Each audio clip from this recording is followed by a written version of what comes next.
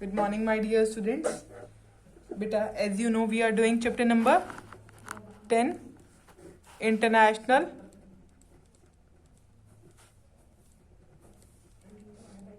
Business. Okay? In international business, we are doing export procedure. Okay? In export procedure, we have done 12 points. 12 points we have already completed.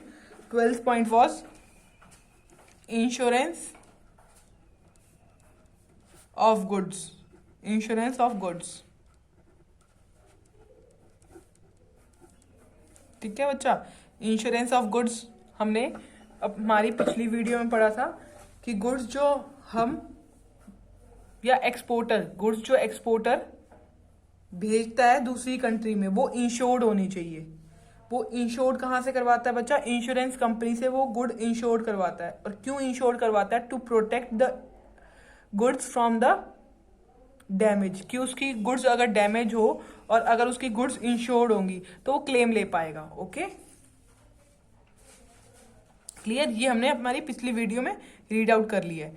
आज हम पढ़ने वाले हैं custom clearance.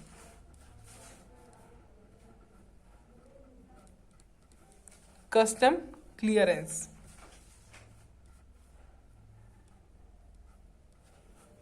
Okay, custom clearance में क्या है?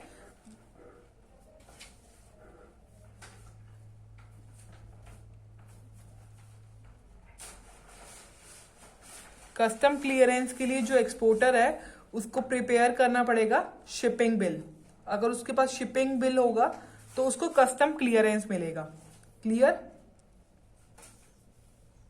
Shipping bill क्या होता है बच्चा? शिपिंग बिल वो बिल है जिसके अंदर डिटेल होती है अबाउट द गुड्स, कि गुड्स कहाँ डिस्पैच होनी है. ओके, और कौन सी कंट्री में किस डेस्टिनेशन पे डिस्पैच होनी है goods. Okay,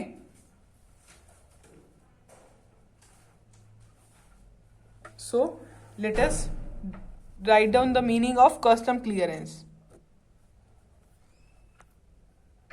Clear? Custom clearance. To obtain custom clearance,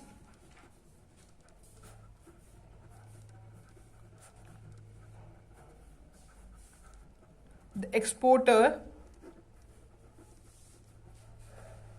prepares the shipping bill.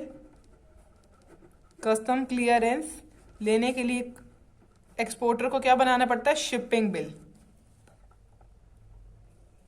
Okay, shipping bill.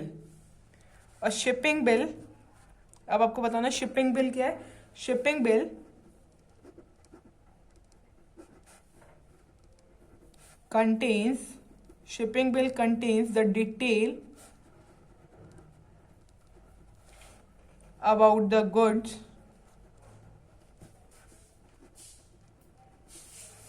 such as the port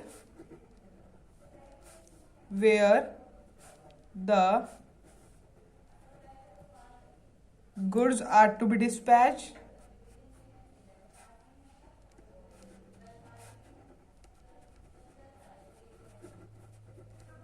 okay, the country of final destination,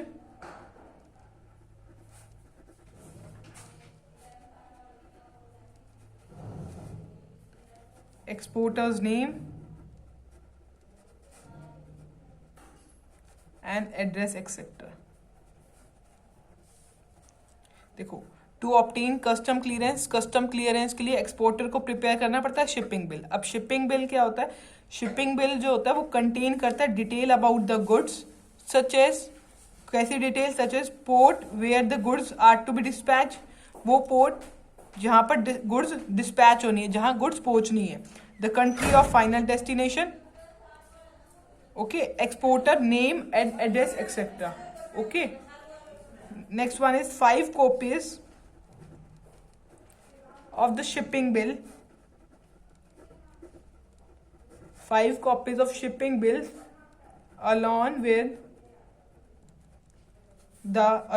the following documents are then submitted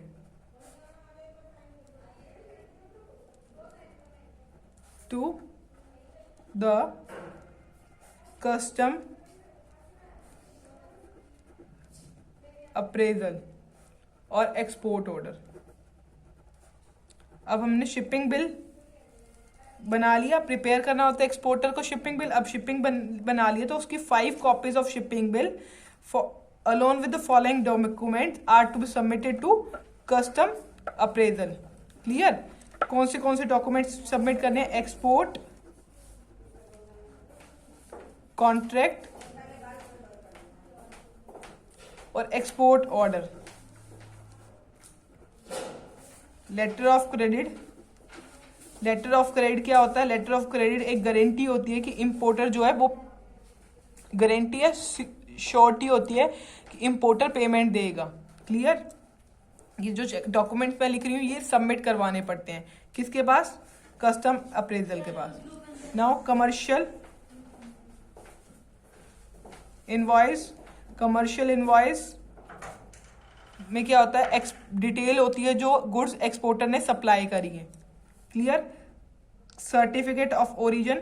certificate of origin क्या है? Certificate of origin is a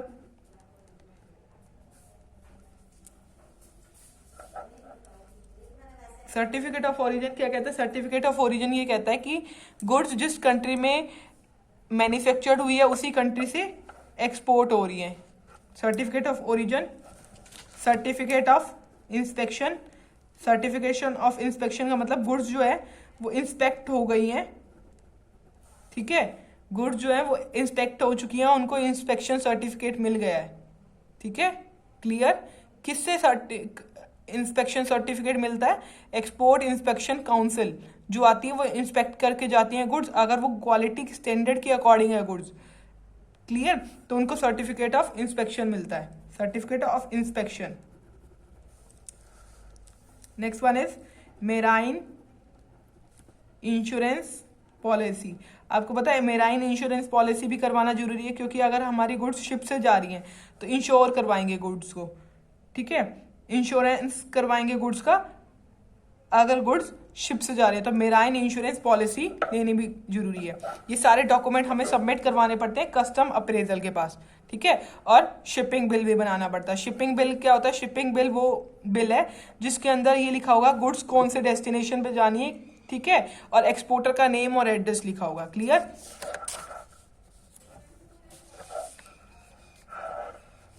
now next one is after submission of these document. अगर ये document अब हमने submit कर दिया, after submission of these document the port superintendent is approached to obtain carting order. ये जो सारे हमने प्रीवियस डॉक्यूमेंट पढ़े ये सबमिट करवाने पड़ते हैं। ठीक है? आफ्टर सबमिशन इनको सबमिट करवाने के बाद after submission of this document ये सारे डॉक्यूमेंट सबमिट करवाने द पोर्ट सुपरिटेंडेंट, जो पोर्ट का सुपरिटेंडेंट अप्रूव्ड होता है, अप्रोच्ड करता है टू कार्टिंग ऑर्डर। अब कार्टिंग ऑर्डर क्या होता है? Carting order is the instrument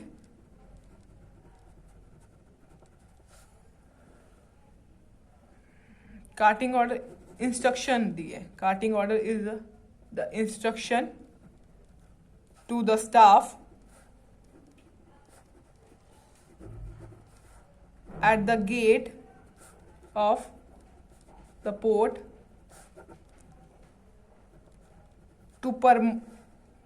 to permit the entry of the cargo inside the dock।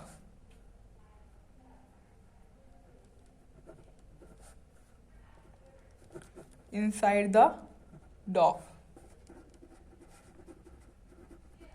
अगर आपके पास कार्टिंग ऑर्डर आ गया तो ये क्या है? एक इंस्ट्रक्शन है किसके पास? स्टाफ एट द गेट, जो गेट पे स्टाफ खड़ा होगा, ऑफ पोर्ट, पोर्ट के गेट पे जो स्टाफ खड़ा होगा वो उसको इंस्ट्रक्शन है कि जो वो परमिट करेंगे entry of cargo inside the dock.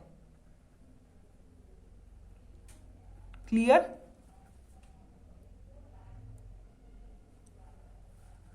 After obtaining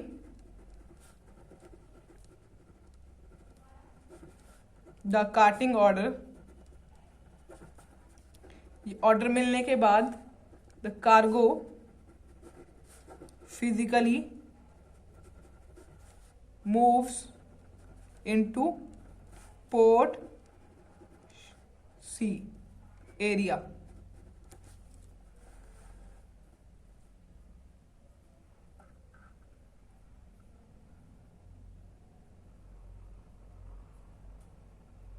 Clear? Now 14 point is obtaining mate receipt. देखो एक मैट रिसिप्ट होती है, मेट रिसिप्ट बोलोगे इसको, मेट रिसिप्ट कस्टम क्लियरेंस के बाद हमें ये रिसिप्ट की नीड होती है। ठीक है, अब ये रिसिप्ट कौन इशू करता है ये आपको पता होना चाहिए। जो मेट रिसिप्ट होती है बच्चा, कैप्टन इशू करता है। अगर गुड्स अच्छी कंडीशन में है और गुड्स सही कंडीशन में है तो वो मेट रिसिप्ट इशू करता है। क्लियर? वो ये देखता है कि गुड्स अच्छी कंडीशन में, मतलब पैक्ड है प्रॉपरली, अगर वो अपने उसको शिप में रखेगा उसको कोई प्रॉब्लम नहीं आएगी, तब वो मेट रिसिप्ट देता है। कैप्टन जो होता है गुड्स, कैप्टन जो होता है शिप का। ठीक है, अगर वो उसको जो गुड्स होती हैं वो पैक्ड अच्छे से नहीं हुई तो वो कहते हैं फॉल्स मेट रिसिप्ट देता है, तो तुम्हारी गुड्स जो एक्सपोर्टर की गुड्स है वो आगे डेस्टिनेशन तक पहुंच नहीं पाएंगी। ठीक है, क्लियर? कस्टम क्लियरेंस में हमने शिपिंग बिल बनाया, शिपिंग बिल के अंदर हमने सारे डॉक्यूमेंट्स रखे। शिपिंग बिल बनाने के बाद हमने शिपिंग बिल किसको दिया? कस्टम अप्रेजल को दिया। ठीक है, उसके बाद ये सबमिट करने के बाद ये डॉक्यूमेंट हमें कार्टिंग ऑर्डर लेना पड़ा। कार्टिंग ऑर्डर ले लिया हमने, यहां से ऑब्टेन करी शिपिंग मेट, हमने यहां से ऑब्टेन करी मेट रिसिप्ट। मेट रिसिप्ट में देखो after receiving the custom clearance,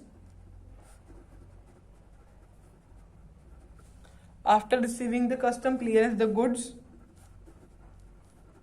are then loaded. अब देखो, अब हमारे पास कस्टम क्लियरेंस हो गया, क्लियर हो गया, सब कुछ दे दिया। अब हमारी गुड्स जो होंगी वो लोड करी जाएंगी on ship, for which load करते time for which the captain of ship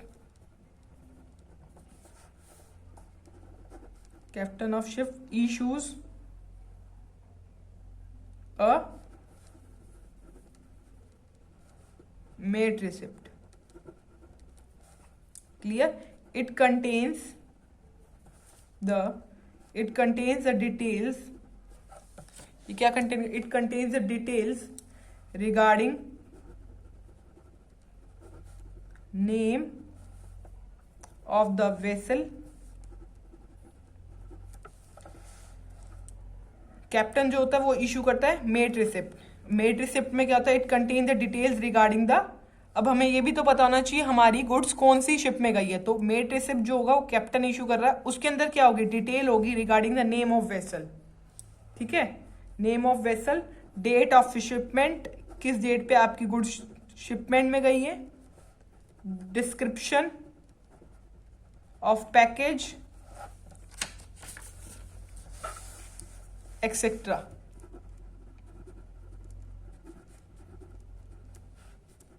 the port, जो पोर्ट का सुपर इंटेंडेंट होगा, और receipt of port due hands over the mate receipt to the C&F agent.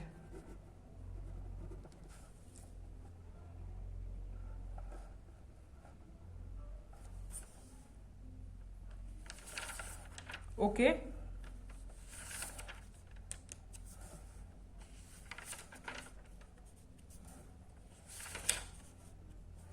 C and F agent का मतलब क्या होता है? सी मतलब cost and freight agent, cost and freight agent को दिया जाता है, ठीक है, clear. Cost and freight agent हमने पढ़ा था, पहले ही हम रीड कर चुके हैं कोस्ट एंड फ्राइट एजेंट कौन होता है। Okay, 14 point clear. Now we come to 15 point, payment of freight, payment of freight and insurance of bill of lending.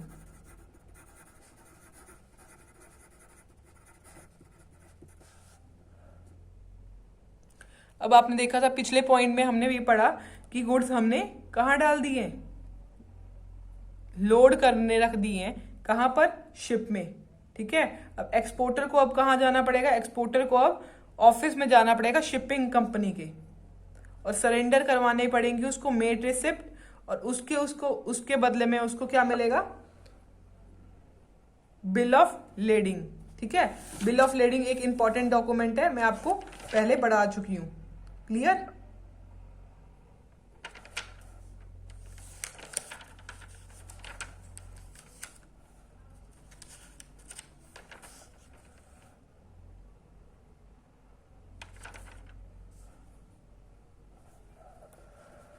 Next one is after loading the goods.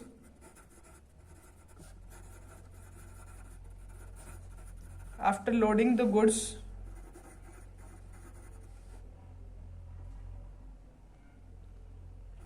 on ship, the exporter goes to the office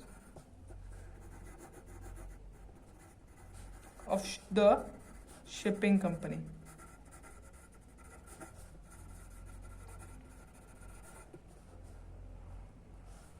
There he surrender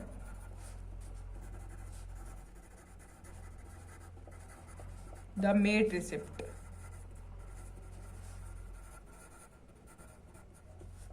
and in return the shipping company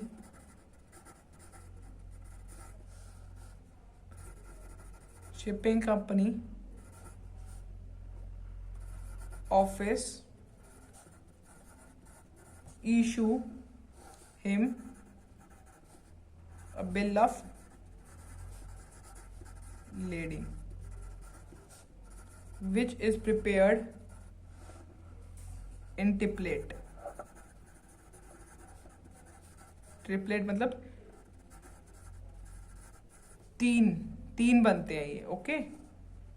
1 copy for exporter, एक copy exporter को दी जाती है, 1 copy to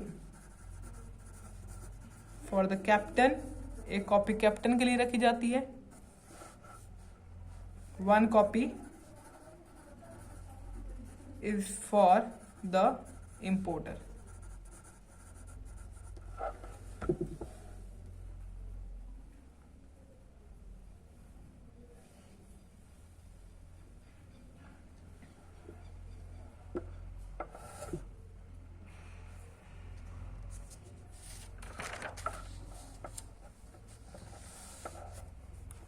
Preparation of invoice.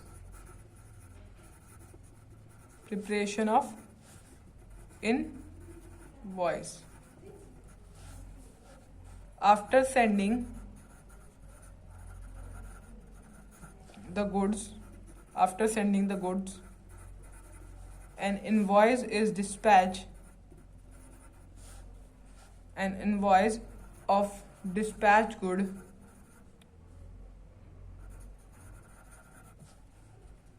is prepared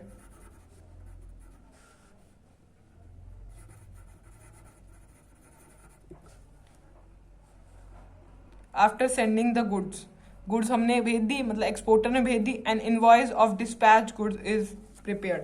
अब invoice बना जाता है, invoice मतलब जिस गुड्स को आपने भेजी है उसकी डिटेल्स उस इनवॉइस में लिखी जाती है, इनवॉइस बनाया जाता है उसका। Invoice of dispatch goods is prepared. The invoice states the quantity of goods sent and the amount to be paid by the importer.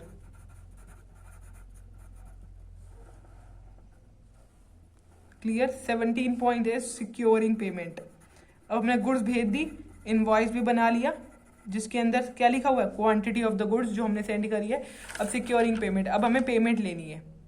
Clear. Payment कैसे ली जाती है, पेमेंट दी जाती है डॉक्यूमेंट अगेंस्ट साइट, मतलब साइट पे कोई डॉक्यूमेंट दिखाए और साथ साथ पेमेंट ले ली। Payment against acceptance. Clear.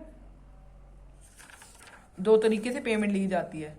Now securing payment में क्या आएगा, after the shipment of goods, after the shipment of goods the exporter informs the importer। देखो गुड्स हमने रखवा दी शिपमेंट में, ठीक है। अब एक्सपोर्टर की क्या ड्यूटी है, इन्फॉर्म करना इम्पोर्टर को। Then the exporter must send some document. अब जो डॉक्यूमेंट, इंपॉर्टेंट डॉक्यूमेंट होते हैं ना, वो सेंड करेगा किसको, इंपोर्टर को सेंड करेगा exporter. Then the exporter must send some important document to the importer to claim the title of goods. देखो एक्सपोर्टर को डॉक्यूमेंट सेंड करने की नीड है, किसको, इंपोर्टर को नीड कर, डॉक्यूमेंट सेंड करने की नीड है इंपोर्टर को, क्योंकि इंपोर्टर के पास अगर डॉक्यूमेंट होगी जब तो वो पोर्ट पे जाके डॉक्यूमेंट दिखा के टाइटल ऑफ गुड्स ले सकता है। टाइटल ऑफ द गुड्स मतलब ओनरशिप ऑफ गुड्स ले सकता है। ओके। द कॉमन डॉक्यूमेंट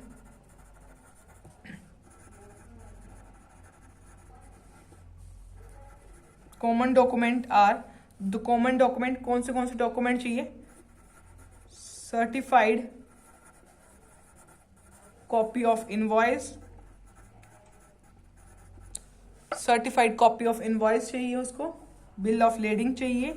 ये डॉक्यूमेंट है जो हमें सेंड करने हैं इंपोर्टर को नीड है इनकी। Certified copy of invoice, invoice की कॉपी चाहिए। इनवॉइस क्या है, जिसके अंदर डिटेल है कितनी क्वांटिटी ऑफ गुड्स हमने इंपोर्टर को सेंड करी है। बिल ऑफ लेडिंग की कॉपी चाहिए उसको। पैकिंग लिस्ट चाहिए। इंश्योरेंस पॉलिसी चाहिए। सर्टिफिकेट ऑफ ओरिजिन चाहिए। Letter of credit.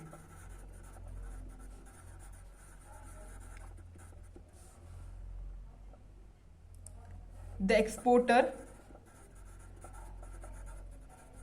send these document, जो एक्सपोर्टर होता है वो सेंड करता है ये डॉक्यूमेंट थ्रू, कैसे सेंड करेगा, बैंक के थ्रू सेंड करेगा, थ्रू हिज और हर banker, with the instruction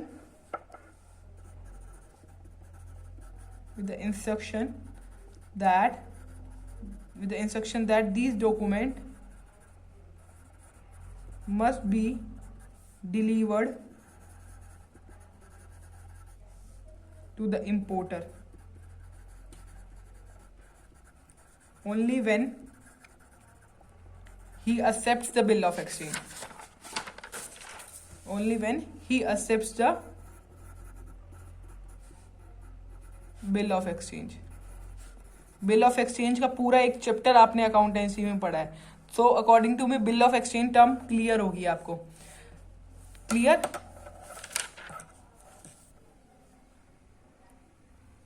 the importer bill of exchange कैसे एक्सेप्ट कर सकता है, the importer may accept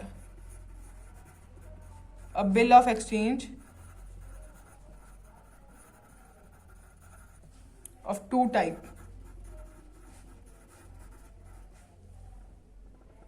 First one is document against site. Document against sight, वो डॉक्यूमेंट दिखाएगा साइट पे,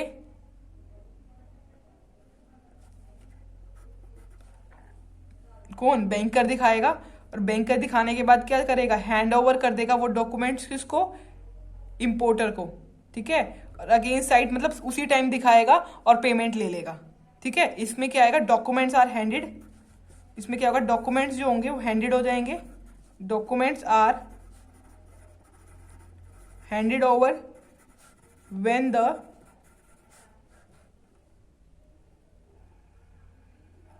documents are handed over.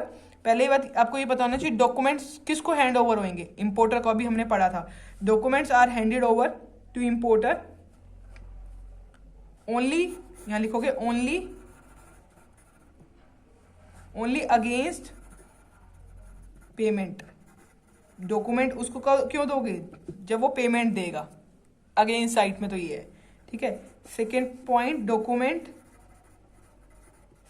Against acceptance. Document against acceptance. Document against acceptance में क्या कहता है? Document, in this case document are handed over when the importer accepts the bill of exchange.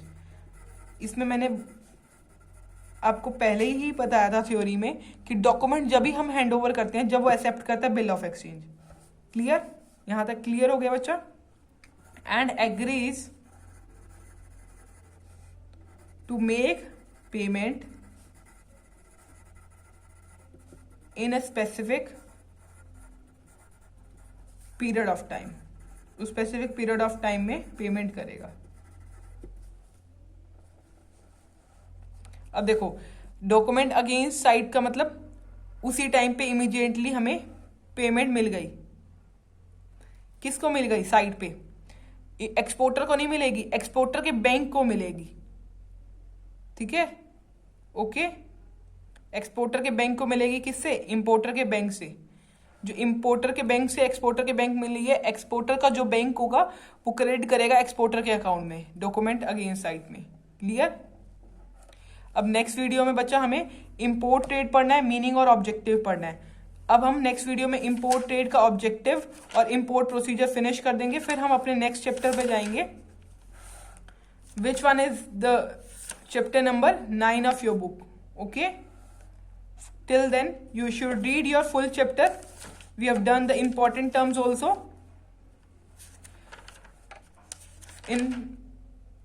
You should do quick revision from your book. Clear? Meaning, types, features, problem, difference between internal trade, external trade, benefits to nation, firm, and export procedure.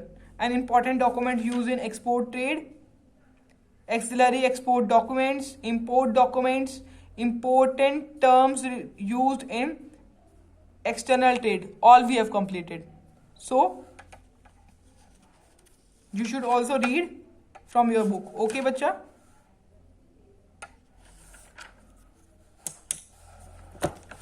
Thank you very much.